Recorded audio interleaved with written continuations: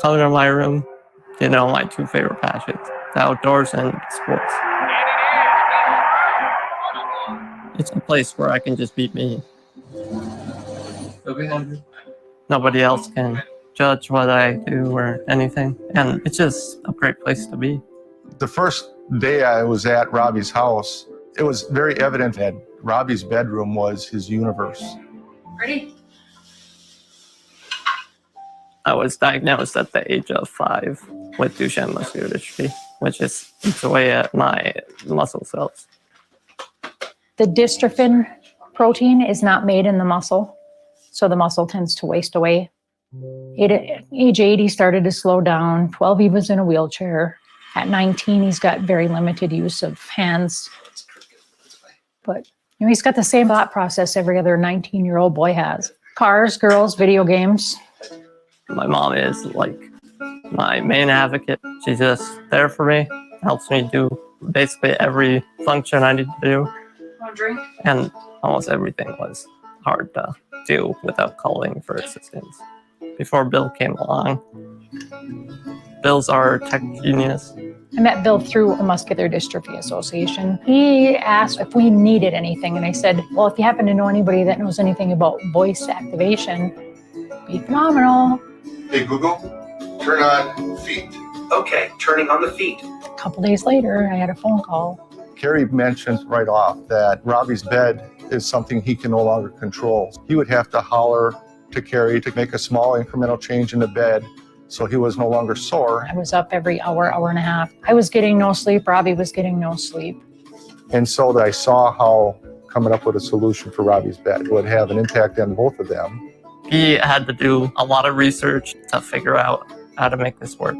Hey, Google, turn on head. You got it, turning on the head. And from there, little by little, we kept adding and adding and adding. Hey Google, turn on TV. Turning on TV. It was kind of what does my imagination allow me to want to have voice activated. Hey Google, turn on row 1. Hey Google, turn on fan. Hey Google, call Carrie. Calling Carrie Ivy. Yes, Roberto. I'm able to do stuff on my own, and it lets me give my mom a break a little bit. I expected not to get any sleep for the rest of my life. And here, I can get out and take a walk. Sometimes I need that hour, hour and a half of sanity to get away from, hey Google, hey Google, hey Google.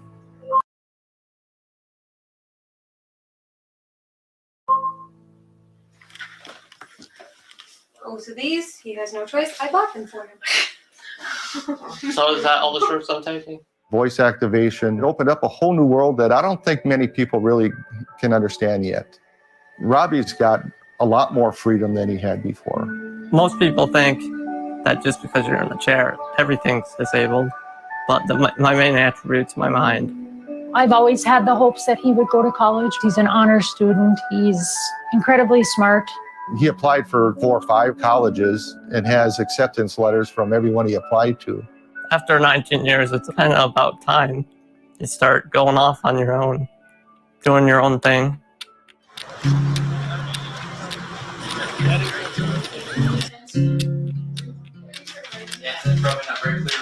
Robbie's bedroom back home helped Robbie gain independence. We've tried to replicate that same environment here at the dorm. Hey Google, turn on the head. You got it, turning on the head. He's in an environment that's all new. And I think to know that he hasn't lost all of that capability that he gained will be comforting to him. But beyond that, he'll be challenged in ways that he hasn't anticipated yet. He has a drive. He wants to succeed. He wants to be something. And as long as he pushes, that's what he's going to get. Bye. I'm excited for this new chapter, and I feel like everything's in front of me.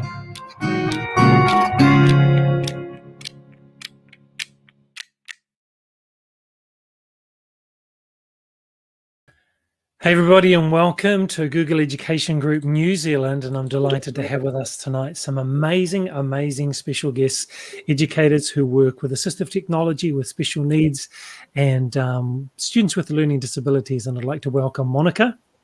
Welcome this evening. Good to have you, and Kobus and Ina, welcome. Good evening. Kia ora tātou. Great to have you with us. And as is our practice, what we would normally do, what we're going to do is just start the evening, as is our kaupapa, with a karakia. So I'd love for you to join me as we do that. We just move the slide on. And so, if you'd like to join me, that is fine. Whakataka te hau ki te uru, whakataka te hau ki te tonga. Kia mā kina ki uta, kia mā taratara ki tai. I hiaki ana te ata kura, he tio, he huka, he hauhu, te hei mauri ora. Cease the winds from the west, cease the winds from the south. Let the breeze blow over the land. Let the breeze blow over the ocean. Let the red-tipped dawn come with a sharpened ear, a touch of frost, and a promise of a glorious day. And this is going to be a glorious session, and I'm delighted that we've got Monika, Kobus, and Ina with us, and they're going to be sharing how they use technology, particularly some Google tools, to make learning more exciting and more engaging and connective for students here in New Zealand schools. Monika, before we start, why don't you just introduce where you're from, and then we'll move on to Kobus and Ina as well to introduce themselves. Hello, everyone. Thank you very much for having me. My name is Monika. I'm a specialist ICT and teacher and digital lead from Christchurch. I work at Allenvale School, which is a specialist school for about 150 students with high and very high needs. So I don't only work in the school, we also have an outreach program. So we work also with mainstream schools, and we use Google a lot. Awesome. Welcome, Monika. And Kobus and Ina, how about you introduce yourselves? My name is Ina van Skalkwyk. I'm a resource teacher for learning and behaviour in Cluster 9, Auckland, Otahuhu, Mangere area. Kia ora tātou. My name is Kobus van Skalkwyk. We are husband and wife team. I'm also an RTLB, and have been RTLBs now for the last nearly 7 years, and I'm a practice leader. And one of my portfolios and responsibilities is also IT and assistive technology. And we also try to promote that with the RTLB as well as the teachers to use that for interventions in the classroom. Fantastic. Great to have the three of you here tonight. And just so everyone knows what's happening this evening, here's our flow for the night. So we're going to start with Monika, and she's going to share what she's doing and why she does it, the reasons behind it.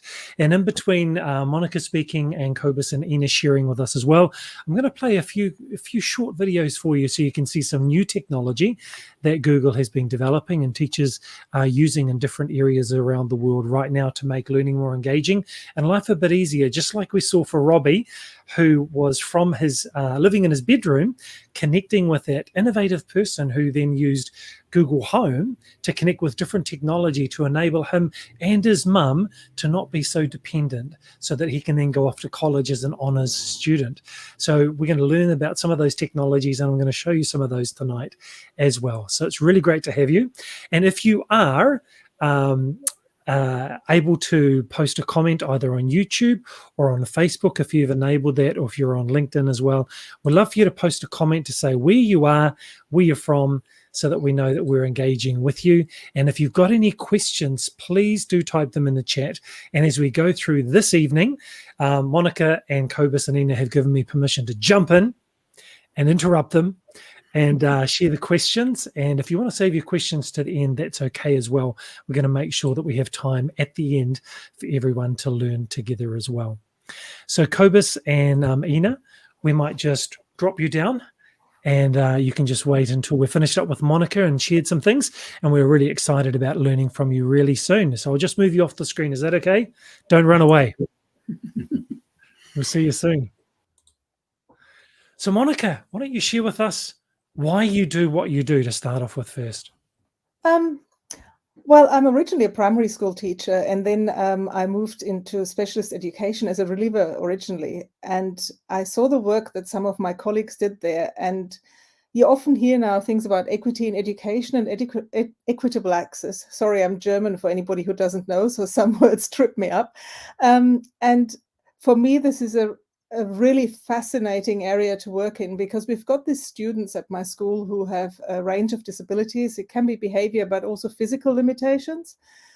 And I want to give them the same opportunities that mainstream teenager or child would have. So our students are aged 5 to 21. So we have a huge range of ages, but also a huge range of abilities.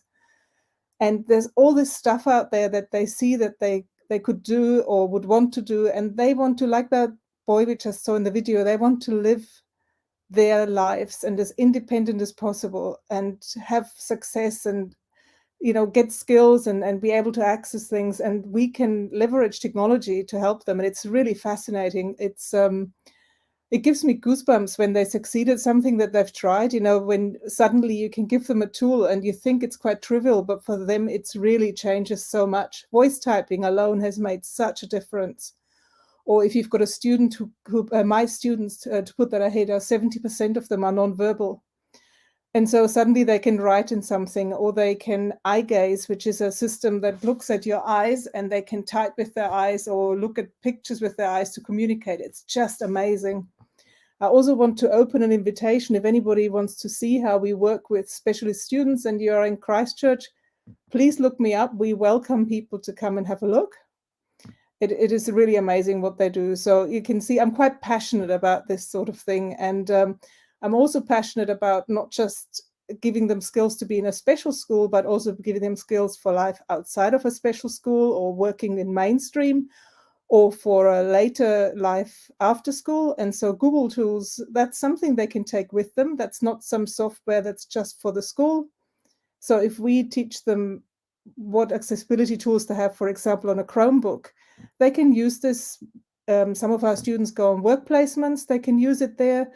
Some students have siblings or in the holidays they like to hang out with, or now during lockdowns that we've had. It's just amazing if they have, you know, little tools that are built in, they don't cost them anything, but they can use them to just be who they are, you know, it's just awesome.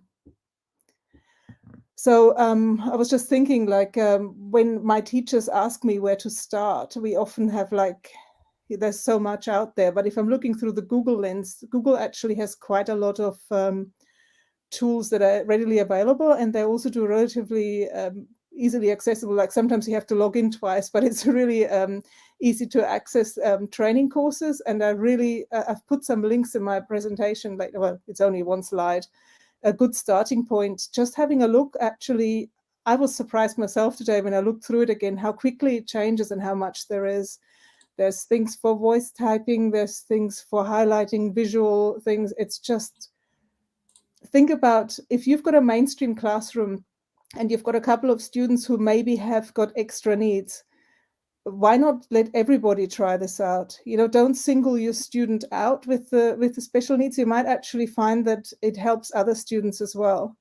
So there's low-tech solutions like you could have a visual timetable, for example, or you could have really good displays up, or you could just, on all your Chromebooks, for example, switch on the accessibility tools, which in one of the links that I have, I think in the first one, it teaches you how to do that.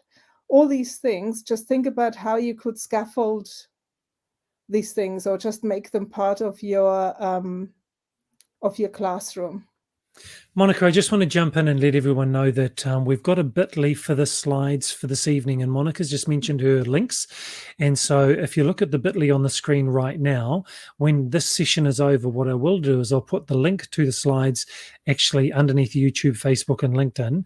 But if you want to note it down now, and if you want to open up the slides so you can see these links as Monika's talking about them, they're on the slides in her section of the slides.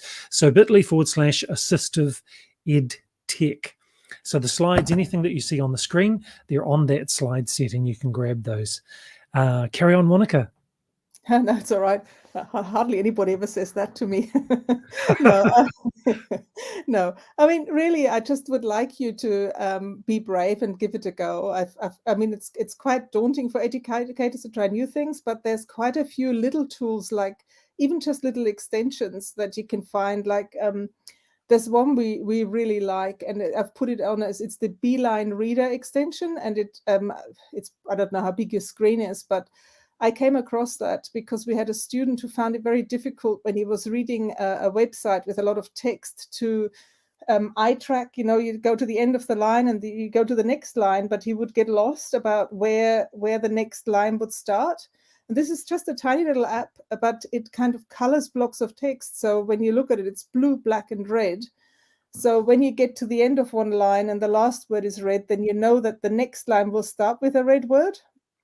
And if you don't have a disability, you might be tempted to just read the red blocks or just read the blue blocks, but it does work. So if you carry on reading, you get to the end of the line. Oh, at the next line, it ends in black. So you know you need to go and start with black again. It's a tiny little tweak, and you can overlay that over any website you're reading.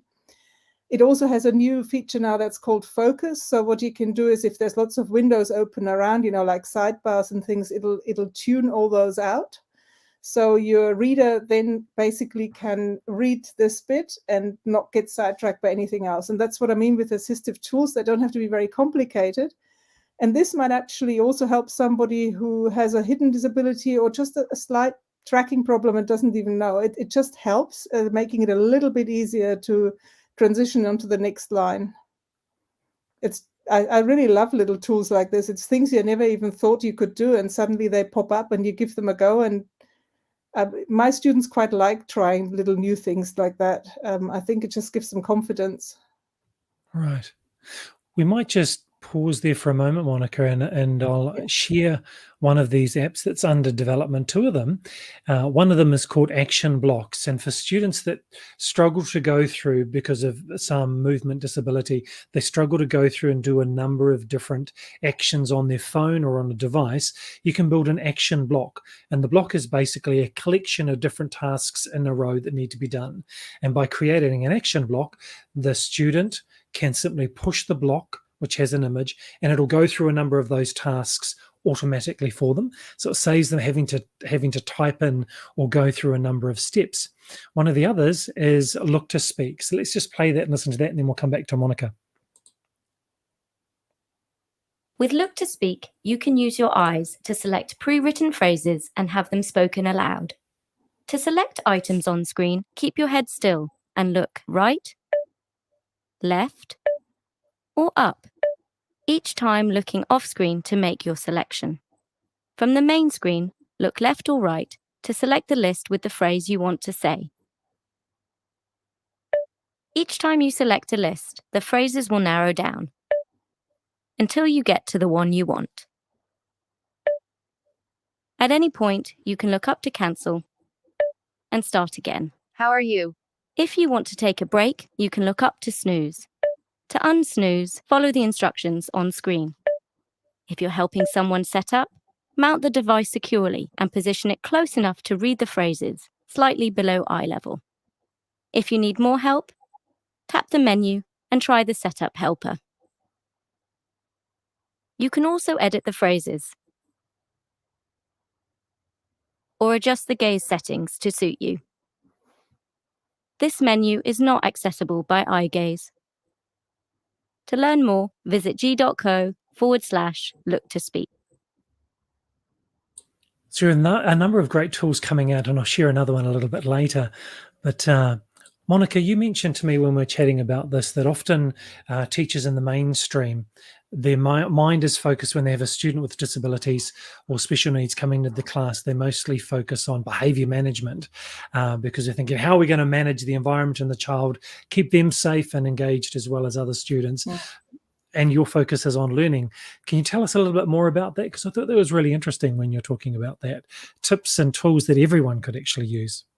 Yeah, I think, well, I mean, there's no one solution. I think, you know, I'm not trying to say, you know, I've got the answer here, but we often find that as an educator, like I like my worksheets to look perfect. And because I'm from primary originally, I like to have little GIFs and things everywhere. And for a lot of our students, there is less is more is really important. So it's important to not have too much stimuli in your classroom or on your worksheets, like pare it down a bit. It's far more relaxing. Like we are designing a new school at the moment. We're actually looking at how can we reduce the amount of colors and displays and even windows to make it a little bit less distracting. So less is really more. If you can do that, I think it will make it easier for your students.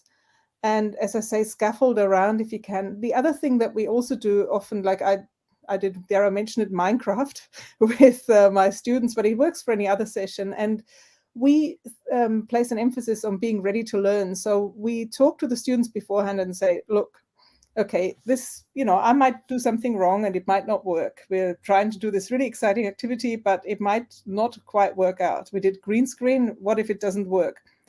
And then we talk about zones of regulation, which our children are quite, they're quite used to this. And we go, okay, how are you feeling today? Everything's green, you're good. So what about if you're not feeling so good? What if it goes wrong and you feel you're getting angrier, orange, whatever? What could you do? What are our strategies? What are we going to do if things are going wrong? So you're kind of planning with them. It's like probably a bit of an agreement almost. You're planning beforehand already. What do you do if it doesn't go wrong, and how will you feel if it goes wrong? Now, we do that with groups of students and they talk about it to each other as well. It's quite interesting because it's quite difficult to actually talk to somebody about how you're going to feel about something and what you're going to do. So we try and get the kids ready to learn physically as well. So you also check, do they need something to eat? Do they need something to drink? Would it be better to chase them outside for a bit of movement? It's just, it's easier probably for us in a special ed context because the pressures are probably less, but it is very useful to be very tuned into your students and head these sorts of things off beforehand, because pressure will probably not work. Monika, someone just said, when we introduce a new assistive tool to the students, my initial thought was that they would resist it as it's novel to them, but I'm glad to hear that your students are happy to learn. I've got a question. Will you have to teach or guide the whanau so that as well, so that they can support the students with the usage? Yeah, absolutely. We do actually have workshops. We invite parents and whanau caregivers. We also regularly, we have picnics and parent afternoons and things, and I bring in some things that we're using and showcase it, but we also send home materials, and I've got quite an open door. So during last lockdown, I had people drop off devices and things to set something up outside, and I had them in a box and then leave them overnight to disinfect and then give them back. So it is very important that you work with whanau and also not to overload them. So you just have to make sure that it works for people, and it is really important to make sure that it's something that can be continued at home and doesn't become something that's frustrating. A lot of our students, of course, have their own devices through the Ministry of Health or Ministry of Education, so you can send these things back and forth. At Panama Road School, where I'm the development director, and hearing through the schools in Nepal where the university is at as well, we often hear that students have the emotional regulation issues and challenges, and getting them to ready to learn is one of the biggest and most important things we can actually do to prepare them for what's coming up. So whatever we've planned is going to fail if we don't get them ready to learn right at the start. And I can see in the chat, Jonas has actually asked a question about planning. So I just want to share that. So is this type of planning something that you do at the beginning of the year, or is it something that you pause and do throughout the year regularly? I guess the reflection and replanning. We kind of I've got an overarching plan, like what I think we'll be doing in that year, but I work across the school, so it can be per term depending on topics as well. And we are actually quite flexible because students' needs can change quite quickly what they need.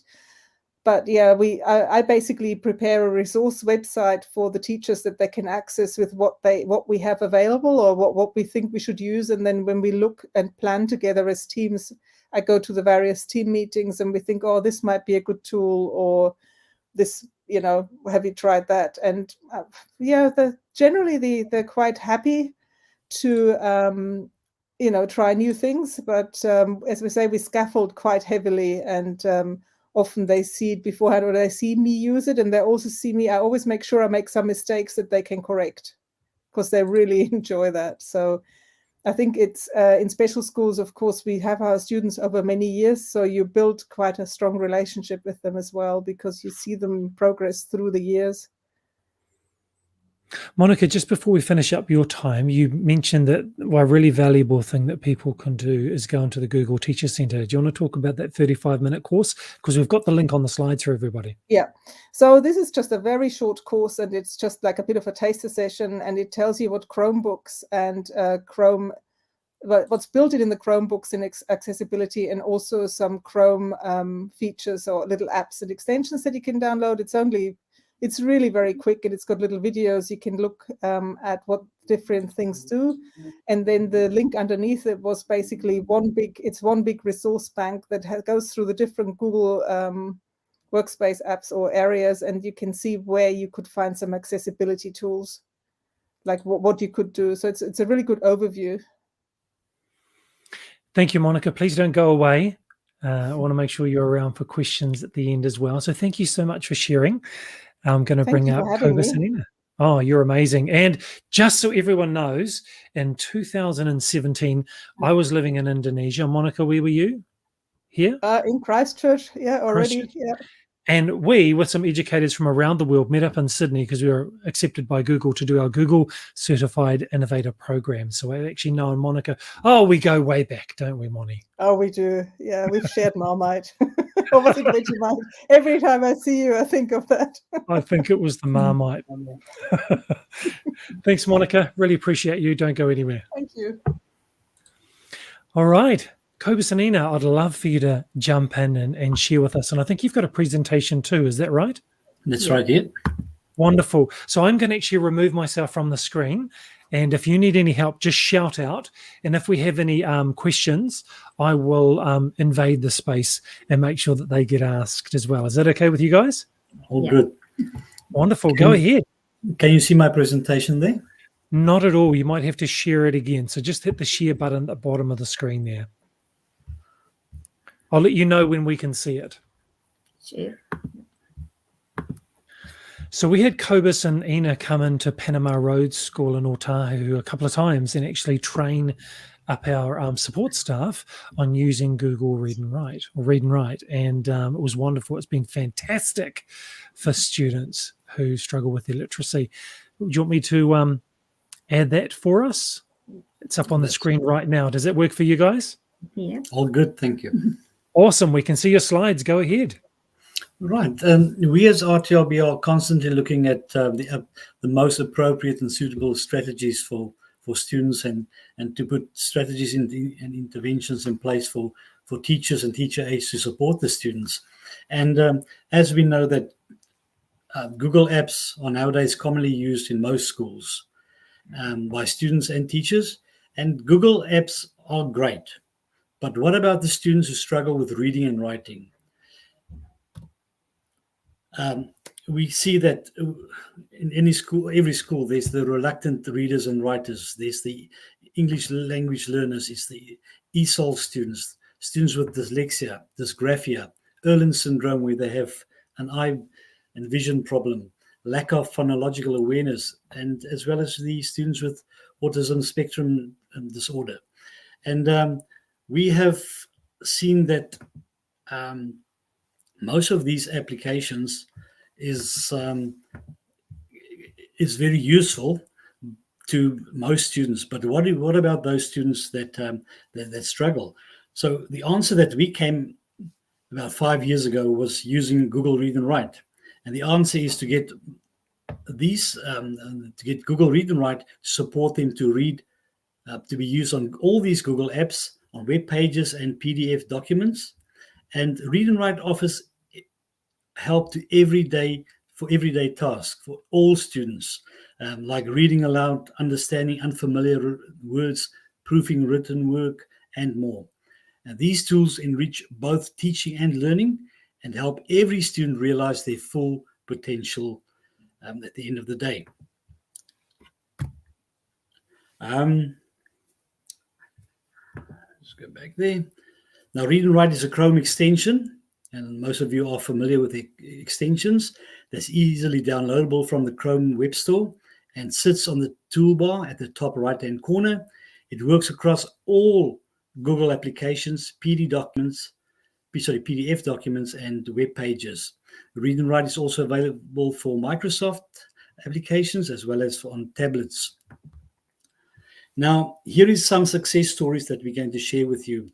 Now, this is one particular student that I had in an intermediate school. She was diagnosed with dyslexia, and she had the following challenges. She had very low self-esteem, lack of vocab, poor spelling and punctuation, phonological awareness, difficulty in getting ideas on paper, although she was quite good in talking and presenting orally.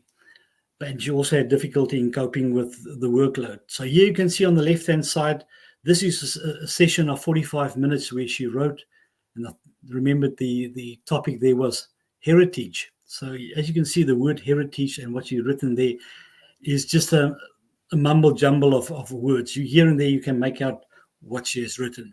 And just after using Read and Write for 6 weeks, this on the right-hand side, this is what she produced, because she could speak what was on her mind. She could edit and proofread all the work. She could clarify vocab and all those things. So in just 6 weeks' time, this is what happened.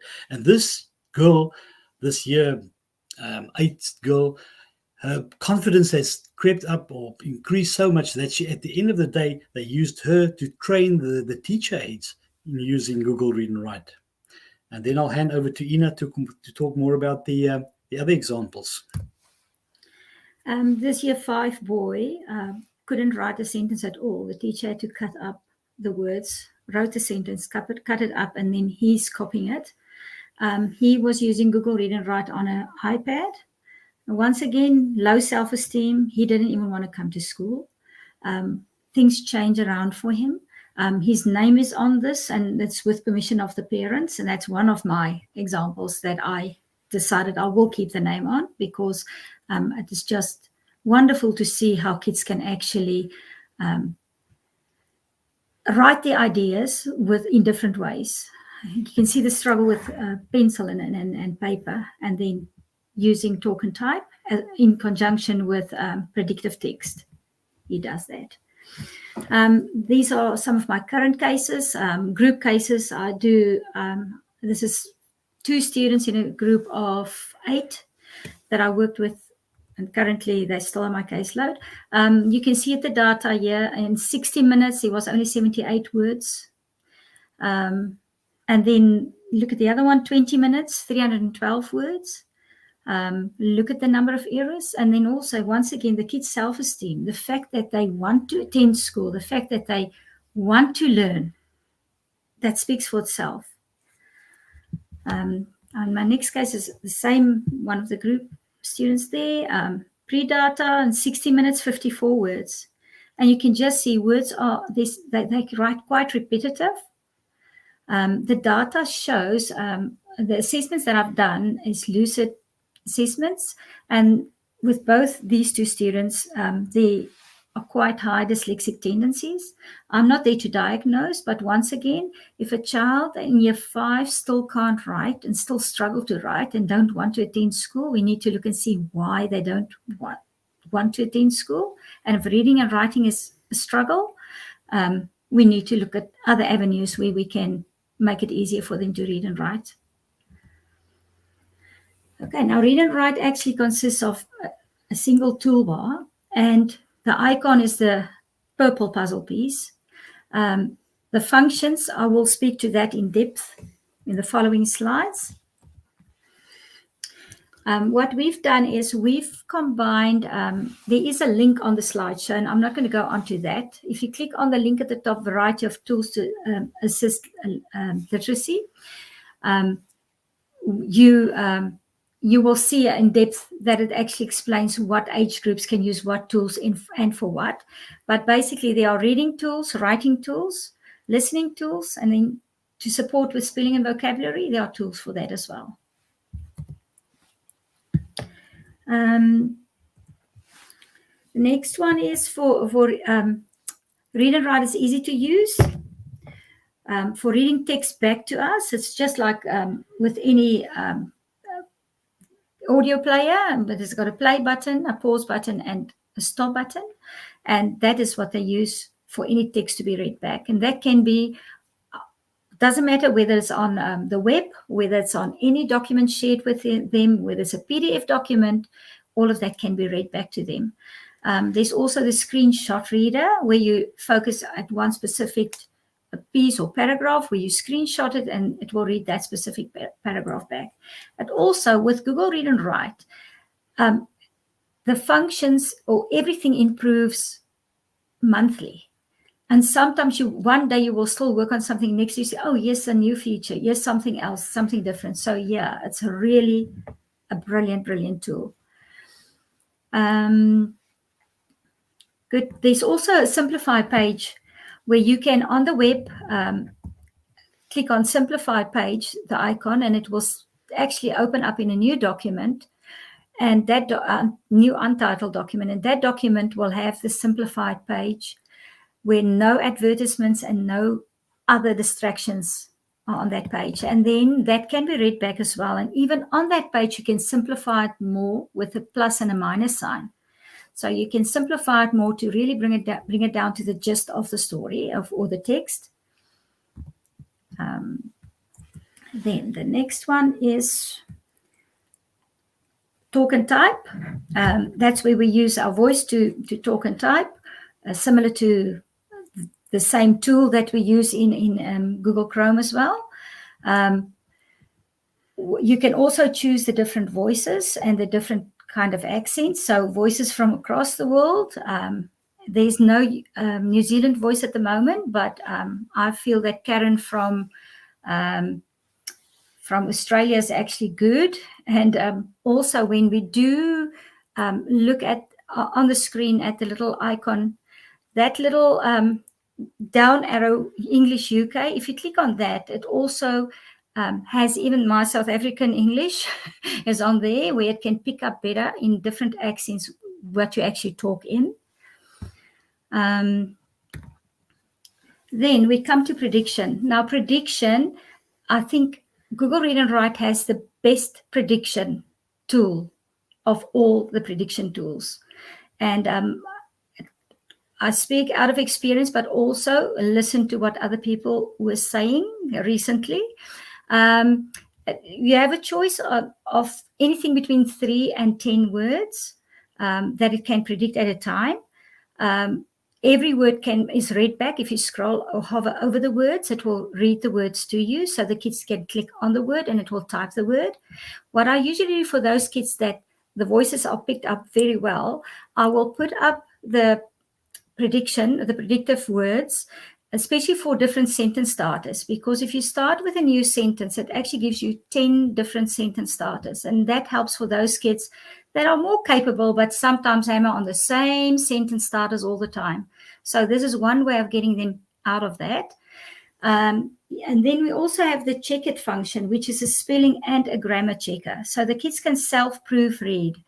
You can send them back and say, go and proofread your work, and they can use check it to proofread their work. So that's really saving a lot of time for the teachers. Hey guys, just going to let you know 3 more minutes. Good. So we're going to have some time for some questions.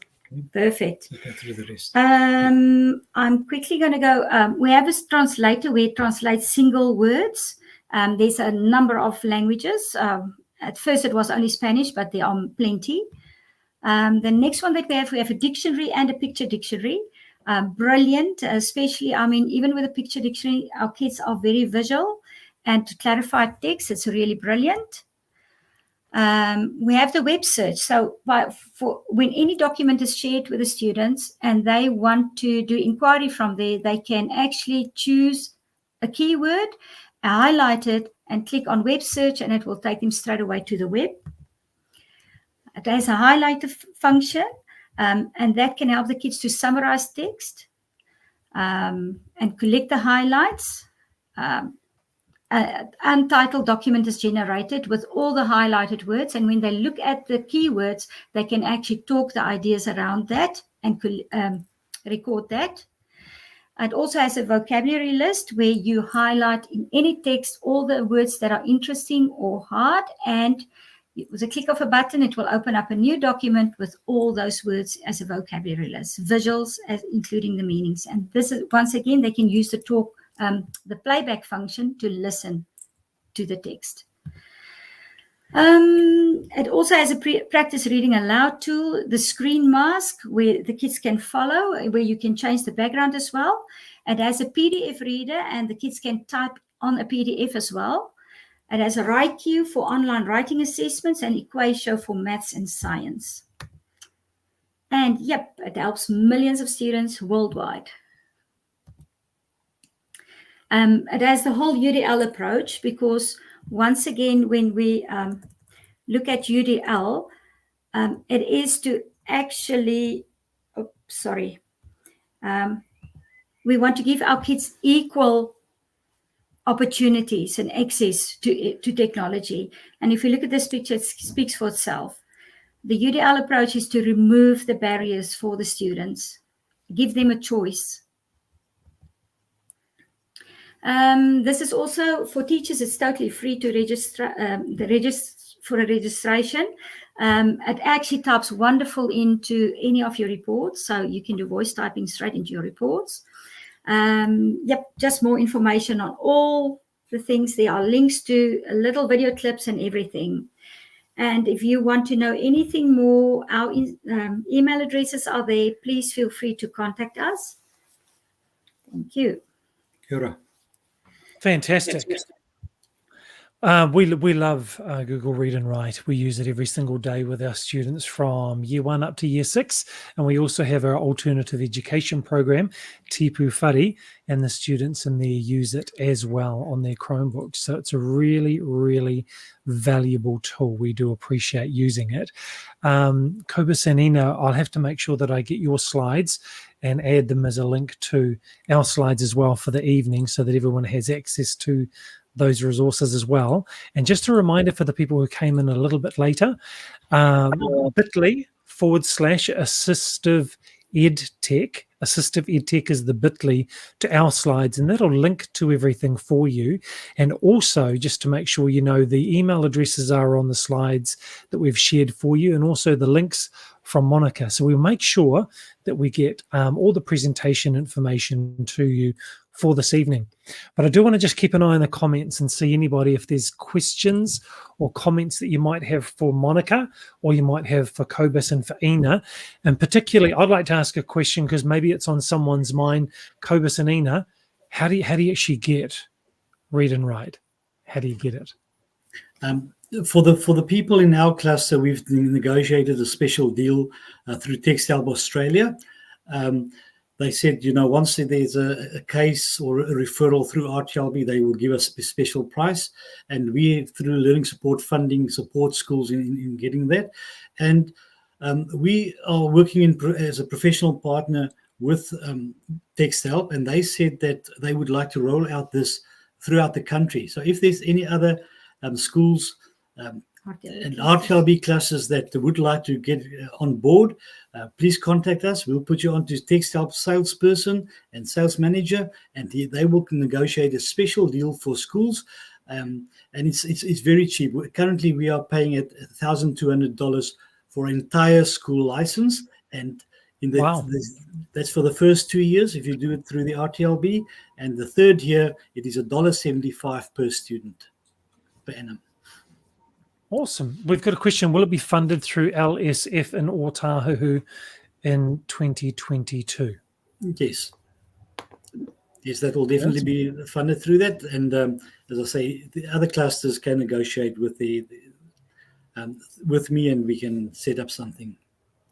Fantastic. So remember that on the slides that I've shared with you, bit.ly/assistive edtech, and there's 2 E's in the middle there, assistive edtech.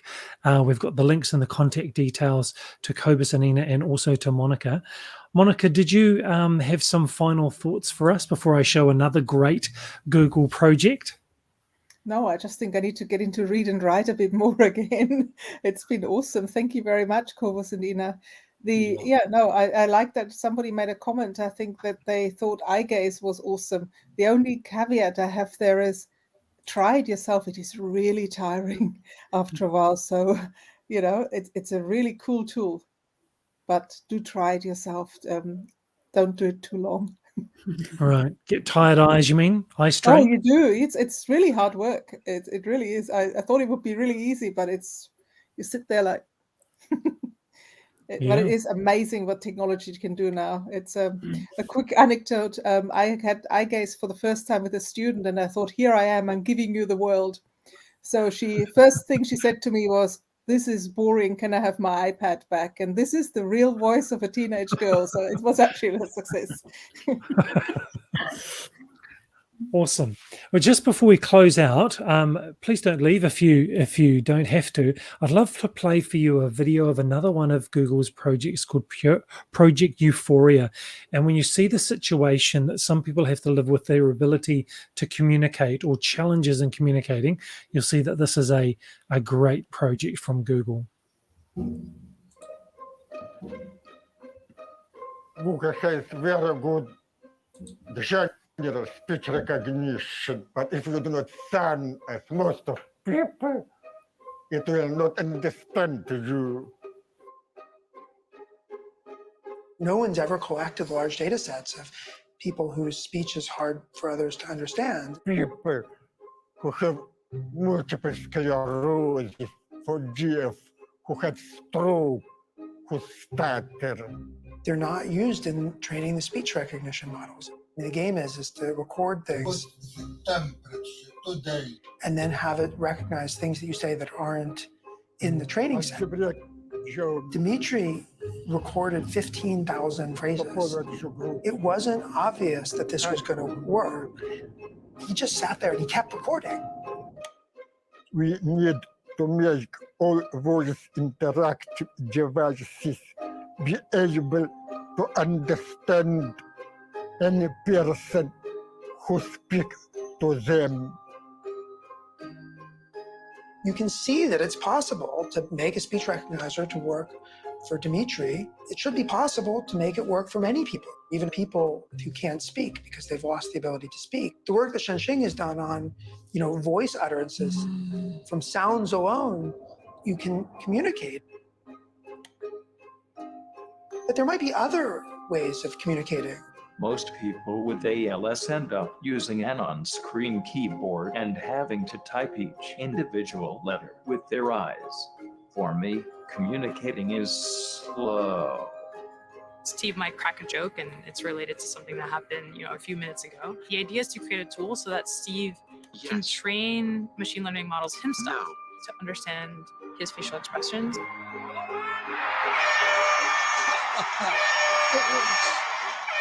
To be able to laugh, to be able to cheer, to be able to boo. Things that seem maybe superfluous, but actually are so core to being human.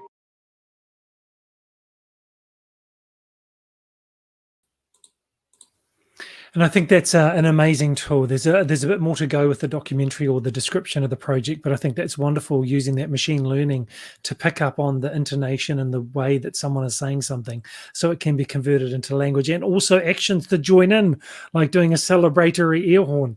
I'd like to ask one more question just to Kobus and Ina and to Monika as well. We've got a question that's saying, can you please share with us some tips, maybe your rule of thumb that you use, Monika, Kobus and Ina. Can you please share some tips on choosing the most suitable tool for the student? I would say Google Read and Write has a variety of tools. You don't need to use all the tools at the same time. Teachers don't need to change the whole lesson plan. They use the current stuff. Whatever they've planned for the class, any student can have access to in doing and engaging with the curriculum using a variety of tools. Whatever they choose that's suitable for them at the moment. That's great. So their choice. Monika, what about you? What do you use as your rule of thumb? We've got like a toolkit that we've tried and we add a few things, but you kind of go back to the tools you use a lot, but it's the same thing. It's trial and error and probably just try and augment things that they're already doing to start off with and not do everything new. Just try a little bit and see what happens. Don't completely, as Kobus and Ina said, don't change your whole planning. Just maybe add a little bit to it, try a little tool and see how it goes, and just a little taster. And then you can develop further. Yeah. What I'm busy at the moment is I'm a Universal Design for Learning community of practice leader. And I'm actually putting together a website at the moment with UDL aligned strategies. And I mean, with UDL, we know there's strategies for engagement, for representation and expression. So putting that together, and a lot of that, I mean, working through every little facet through that, it's going to be a very, I mean, it's altogether a few, can be about 2,500 plus resources in one little spot, so on my website. So if you want to get in contact with that, I don't mind sharing at the end. I'm close to, I'm basically 3/4 through that. Yeah, so that is there. And yeah, I also have part of that. I have a autism website as well, support and strategies and resources for students with autism. Yeah, so that will all be linked in. Fantastic. Well, look, everybody, I do just want to show just one more time the bit.ly to the slides. You can see that on the screen now. So bit.ly, Assistive Tech. So this is the slides that you've seen. It's got all the links. It's got the contact details for Kobus, Ina, and also for Monika. It's got the links that they've shared, and we'll make sure we get the presentation as well for Kobus and Ina, and make sure that's underneath the YouTube video, the LinkedIn, and also on the Facebook group. And so I do really want to thank right now Monika for giving your time this evening, and Kobus and Ina for sharing with us Google Read and Write. Really appreciate you doing this after a busy day's mahi. Thanks for being with us. Kia ora. Thank you for the opportunity. It was great. Thank you. See you. Wonderful. And I know that there are people who will be watching the recording of this, because we actually got messages in our GEG Educators group, New Zealand group. We got messages saying, hey, I can't make it. I've got a meeting. Please, can you give me the recording? So anyone who's watching the recording, on the slides, you'll see the contact information for Monika, for Kobus and Ina as well. And you can reach out to them. And I do want to say, just for us that are in Auckland, I know Kobus and Ina are in Auckland, and you know, we have some restrictions that not everyone has, but New Zealand has had it really good with having an open country and having the freedom to go out and do things. And we're facing some challenges right now in different whanau and in different areas of New Zealand. And so I just want to encourage you, really want to encourage you. We're going to get through this. Life won't be going back to as it was, but the new normal, we're going to learn from that. And we're going to, I think we've learned to work together and support each other through this challenging time in a way that maybe we wouldn't have if this challenge didn't come along. And I'm not thanking God for the challenge, but I'm thanking God that we got the opportunity to learn some things along the way about working together. So New Zealanders, Kiwi educators, Google educators, we can do this. We can get through this and keep sharing the ideas and keep working together and supporting each other. And if you have any challenges around Google technology or integrating EdTech, whatever that may be, encourage you to jump into the Google Educators Facebook group, you know, because we are people who just want to share teachers helping teachers. Kobus and Ina are in there, Monika is in there, and Mātua Quaid, who I'm about to bring on to wrap up the evening, who made tonight happen for our closing karakia. Mātua Quaid is in there as well. So please do reach out to us and the leaders from Google Education New Zealand who are in the Facebook group. We just want to support you and tell you, hey, we're going to make this. We're going to get through this. We're going to be stronger than we were before, more tighter as a group, more tighter as an educator community. And together we can do so much more than doing it alone. All right. So thank you again, Kobus and Ina. Thank you, Monika. Really love you being here, Monika. Thank you. All right. Mātua Quaid, over to you. Kia ora te whānau. I'm just going to quickly share my screen. And I just wanted to echo what Mātua Craig said as well. It's absolutely, we're very grateful up in Tamaki Makaurau.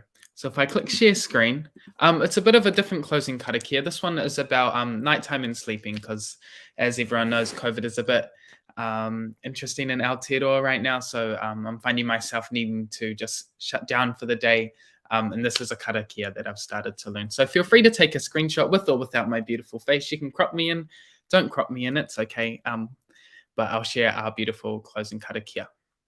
Me karakia tātou. Aioa ana te rangi, aioa ana te whenua, aioa ana te ao katoa, aioa ana te moe a te whānau, I roto I te mai, te matihere, te Māori ori e, ki au, ki au, ki au te moe. The sky is tranquil, the earth is still, everything is calm. Our whānau sleeps peacefully, immersed in deep love and contentment. Sleep well. Kia ora, amene, all of those good things. And I'll bring all of us back on to give a final ka kite. Ka kite! Ka kite. Bye. Well.